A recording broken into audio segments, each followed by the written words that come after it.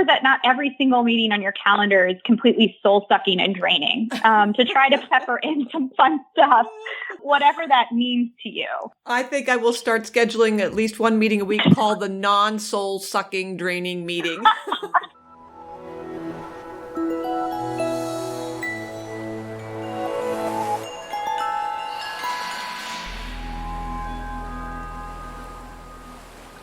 Well, hi, everybody.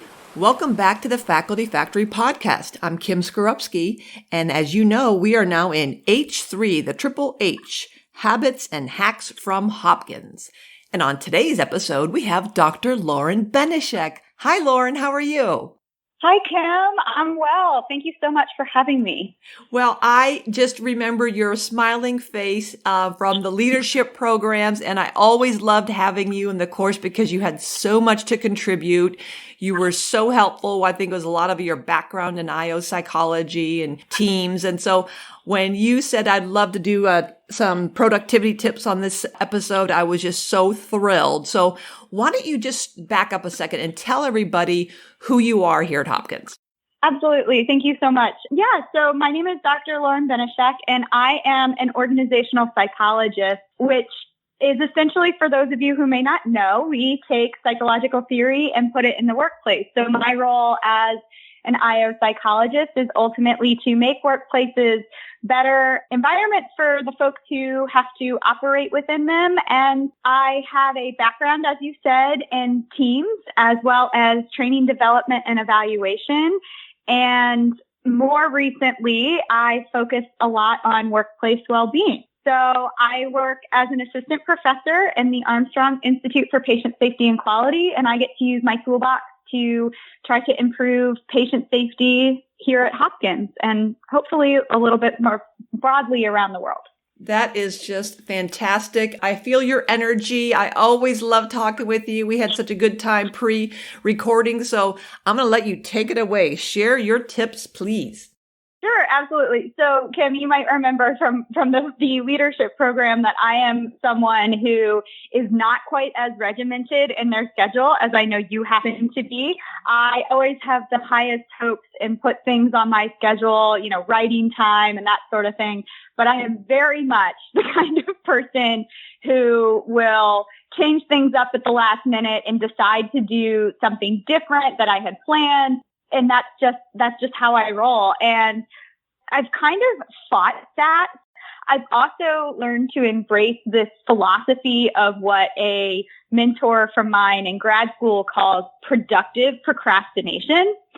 So sometimes I'll sit down and have this idea that, I'm going to work on XYZ paper or XYZ project. And I sit down, and after maybe 5 minutes or so, because related to this, I also try to give myself 5 minutes of working on something. And if it's really not clicking for me after about 5 minutes, I give myself the go ahead to change track. And so that'll sometimes involve, instead of working on the paper that I initially decided to work on, it might be reading an article for a scoping review that I'm working on instead.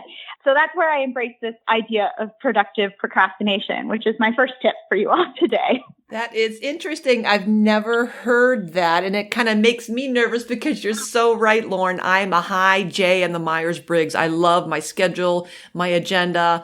I'm the annoying person on vacation who schedules free time and then gets mad when we're not on time for free time or people don't do what I think they should be doing during their free time. So the word procrastination just kind of like makes me go, what?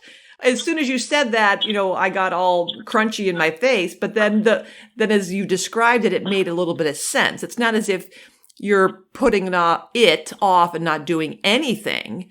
You're just giving yourself a wider latitude to do something, just not that thing.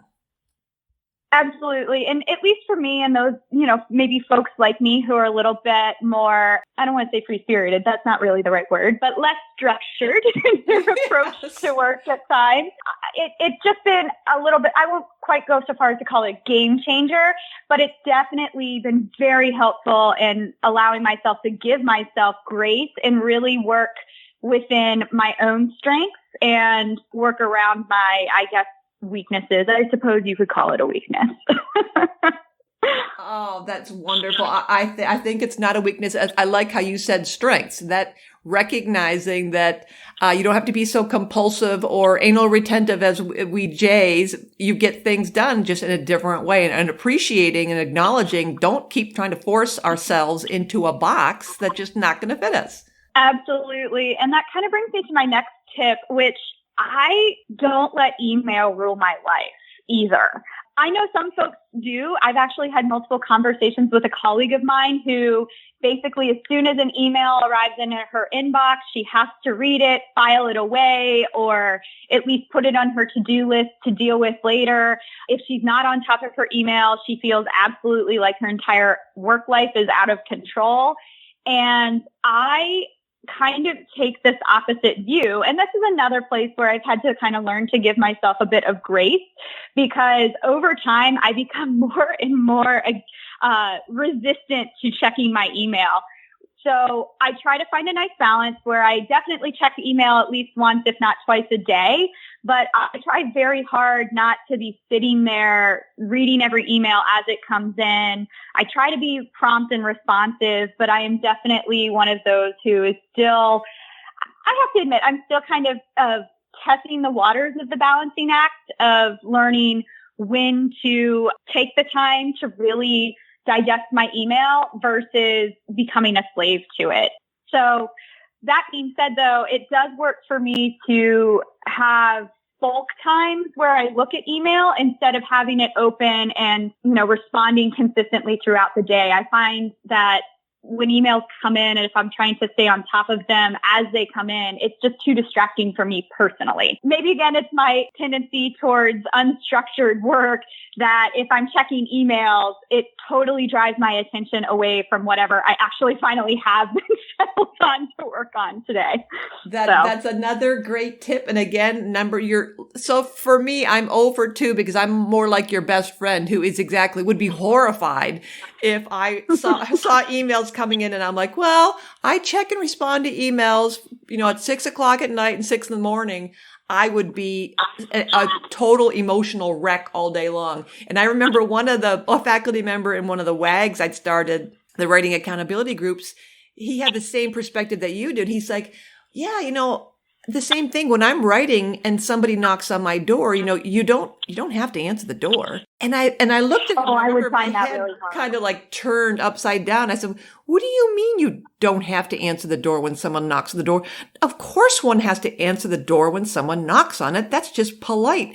He said, oh, no, I don't have to. And he said it's the same thing. When someone knocks on your email door, you don't have to answer it right away. And it really was I'll use your words, a game changer for a lot of people in the room. Were like, oh, you're right. And to me, it was just, again, horrifying. But I can totally see how, there's no rule that you have to do these things, but we get in these rhythms of what we think is right. And it could be, it could really be hurting us without us realizing it, that constant barrage and the tension around checking email. So I love that strategy. If that works for you, again, understanding your own strengths and how you work best. That kind of is at the core of the accountability and writing accountability groups, just being honest with what works for you or doesn't work for you. Love it.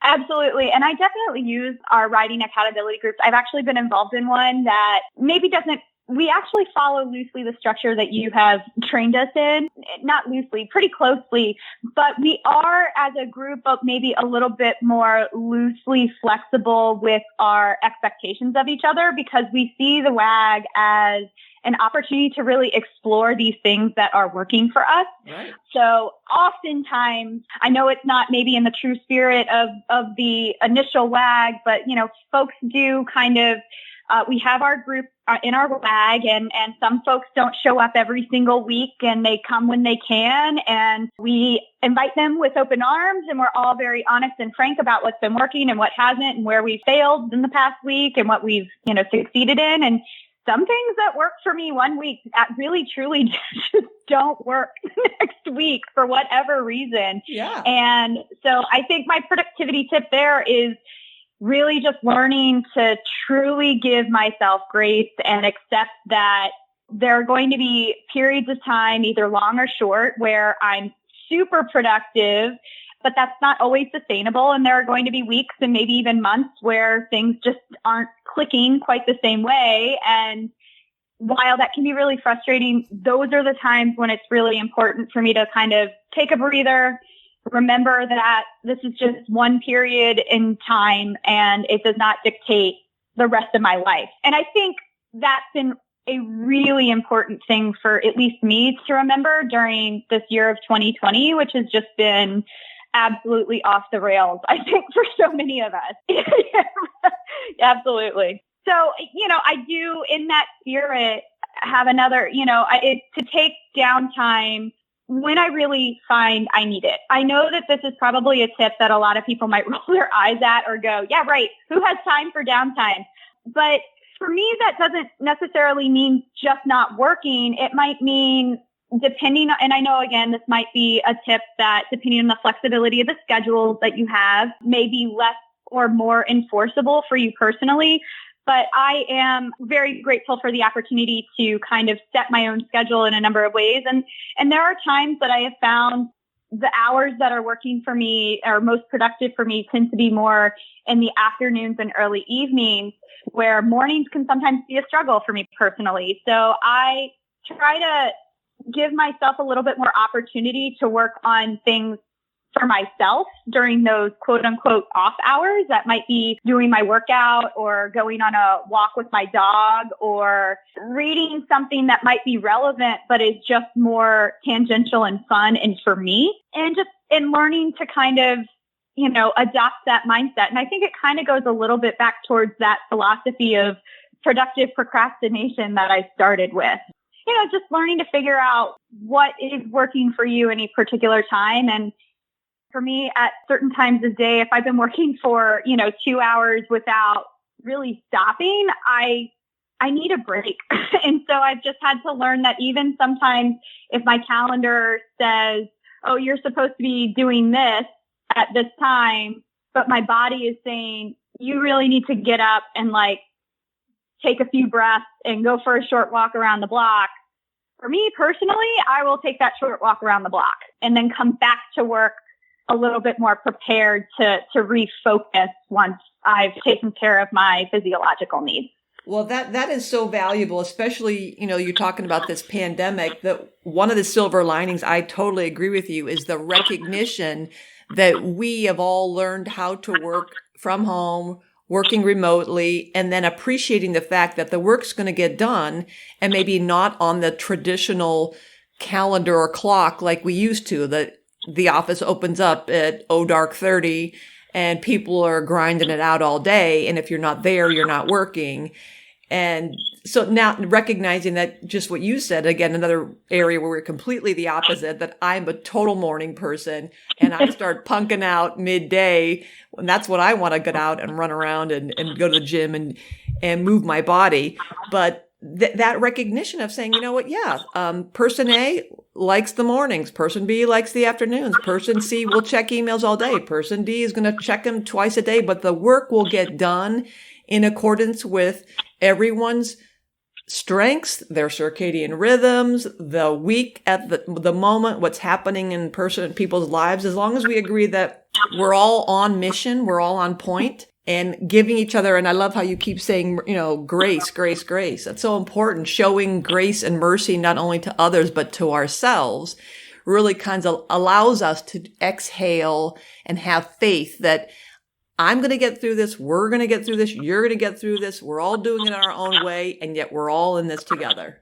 Absolutely. And I mean, that really is, I think, the spirit that has, at least for me, gotten me through this pandemic, is this idea. I'm so blessed to work with, folks who are understanding of this philosophy too, that I have, whether they work exactly the same way that I do or not, it doesn't really matter, because the attitudes that we've adopted with each other is very much, we're all doing the best that we can, and we're all doing the best that we can at the times that work best for us.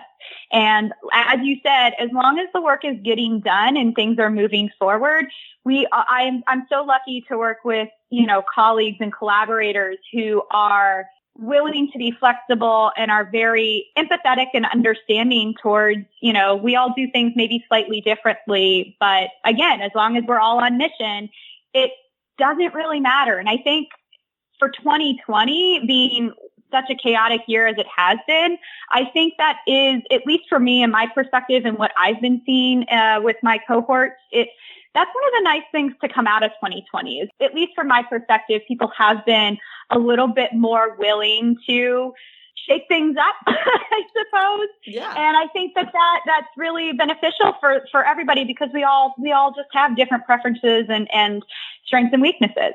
Mm-hmm. Yeah, totally. And that brings me to one of my final points. I think I have one more after this, is having life-giving meetings. So I'm a little bit biased here in that with my occupational well-being work, one of the things that I'm currently working on is this idea of the power of social connections and what a high quality connection is. And please don't ask me to define that yet, because I'm still trying to quite figure out what that looks like in practice. But it's this idea of, behind it is this spirit of enjoying the company and the conversation.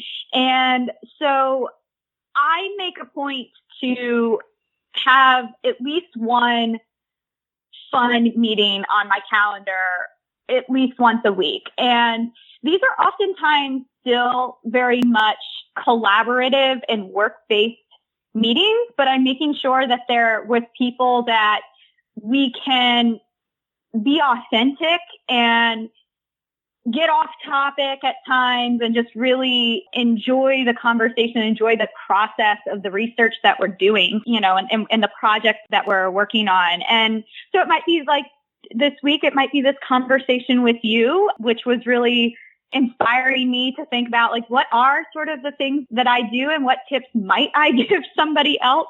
But the point here is to make sure that not every single meeting on your calendar is completely soul-sucking and draining, to try to pepper in some fun stuff, whatever that means to you on occasion. I think I will start scheduling at least one meeting a week called the non-soul-sucking, draining meeting.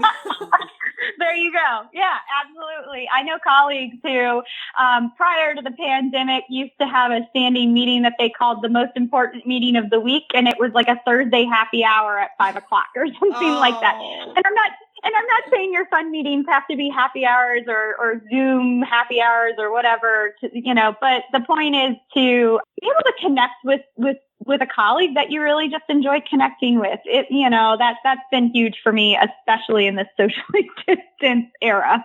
Oh, and you're making me think. I was on a call this morning with George Everly, who does resilience and stress, and he was talking about, preparing for the, dark periods ahead. And then, anything that's good. We'll always have awful, horrible things and events that happen in life, but being prepared and having a plan, if this, then that. So what I like about this tip here is that knowing that, okay, I can't control everything necessarily, but what I can control is my interactions, and to some degree, the people with whom I interact and how we do that. So proactively putting in your calendar, or knowing that you have a tribe or a group of people or a particular group of collaborators who are, as you say, fun, and you can be yourself and you can just riff and brainstorm and say kooky, crazy things, and they're not going to judge you, and just kind of really,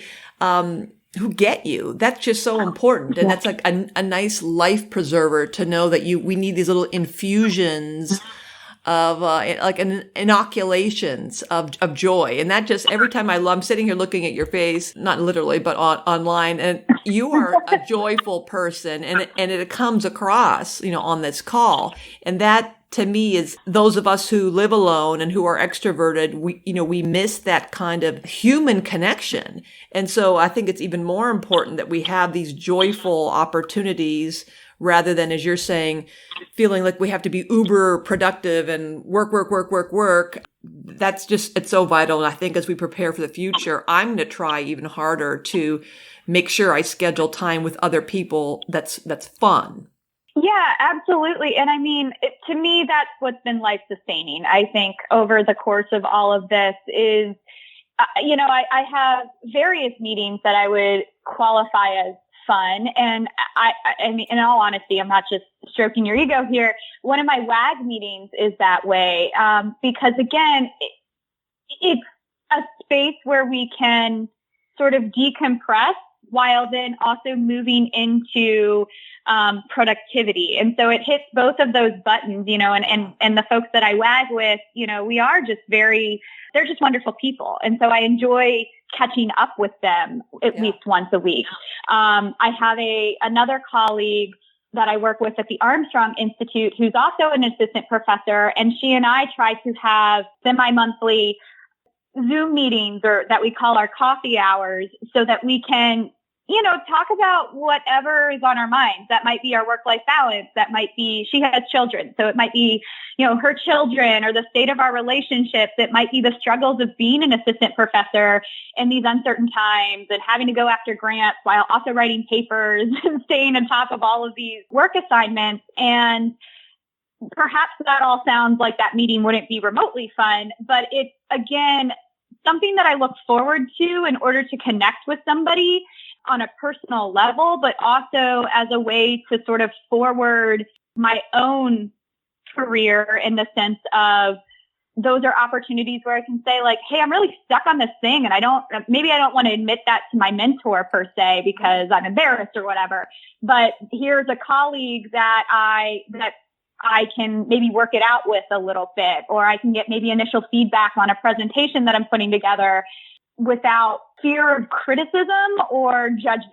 So to me, it's those sorts of things, those sorts of meetings that happy hour is great. And I think you should also consider doing those as much as we can with our friends and family, but also having these productive but fun meetings or interactions, I think are super critical, at least for me. And I'm not an overly extroverted person, but yeah, they're still really important. I think this has been a wonderful list. I love, again, emphasize the grace and the mercy, the productive procrastination. I have learned a lot from you. I know everybody else out there listening. I'm sure you have appreciated Lauren Benishek, Dr. Benishek's tips. She is wonderful. I just think she's great. Her joy is just contagious. And I hope you join us next time and spread the word about the Triple H habits and hacks from Hopkins. Dr. Benishek, thank you so much for this time together. You are wonderful. Oh, thank you. That's the biggest compliment I think I could have received this week. And I appreciate the opportunity to connect with you today. Okay. Next time, everybody. We'll see you. Bye-bye. Thanks for tuning in to Faculty Factory Podcast. The mission of the Faculty Factory is to build and support a community of leaders in faculty development who share tools, resources, wisdom, and encouragement in service to our faculty members, schools, and institutions. We encourage you to go to facultyfactory.org to find out more. Get in touch with me, ask me any questions. Maybe you want to be interviewed on the podcast. Thanks for tuning in to Faculty Factory Podcast. We'll see you next time. The Faculty Factory podcast and website is sponsored by the Johns Hopkins University School of Medicine Office of Faculty. For more information, visit facultyfactory.org.